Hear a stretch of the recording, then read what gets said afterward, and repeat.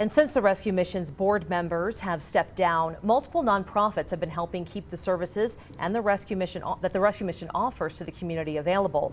News 5's Eleanor Sheahan spoke with one of those nonprofits about what they've seen in recent weeks.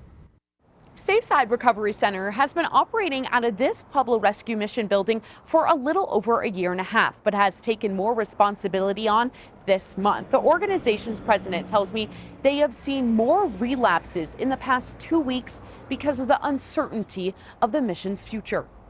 It's been very sad to see the number of relapses that we've witnessed over the last month.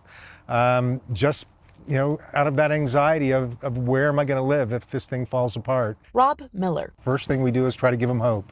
Is the president of Safeside Recovery Centers. To see that they can get out of the situation that they're in and have a role model on where to go and how to do it. His team provides peer guidance and support groups for unhoused people who are part of the Pueblo Rescue Mission's residency program. On a consistent basis, we were seeing 1, 2, or 3 people a week making the next step and going to an apartment or finding a new place to live.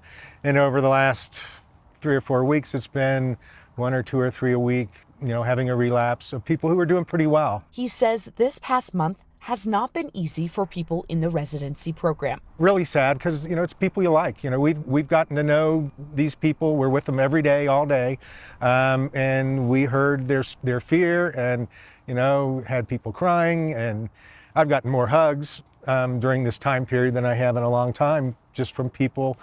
You can see they're struggling and you say you want a hug. I've spoken to residents at the Pueblo Rescue Mission this month who tell me this shelter is a lifesaver. It's a lifeline. We stay here, we got a bunk, a little place to keep our food and everything. We're in off our feet and, lighten the load a little bit, the backpack and whatnot. You really can't function without it. If you don't have a place to take showers, a place to sleep, a regular place to wash your clothes, a regular place to eat healthy. When the mission stopped offering daytime services and began transitioning into an overnight shelter, Safeside stepped up. So the day after they did that, we opened up where we did our groups as a day shelter, doing a drop-in center so people could come there. I mean, some of these people are not in great health, and so just walking around outside in the heat wasn't good for them. Safeside implemented a daily schedule and assigned chores. We're kind of rebuilding a few things that were being done or intended to be done but never really got done right. He says 30 people are a part of the outreach and residency group,